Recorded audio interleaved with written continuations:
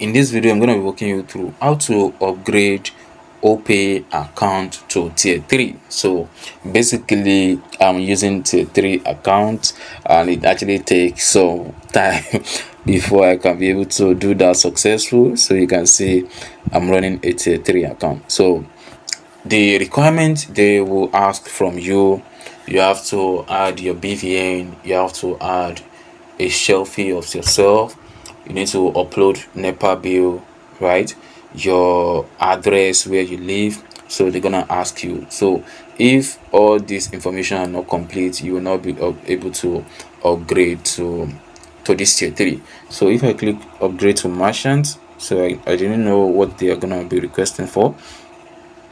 So for merchant, upgrade to merchant, so I'm not sure if I even need that, how much is my body.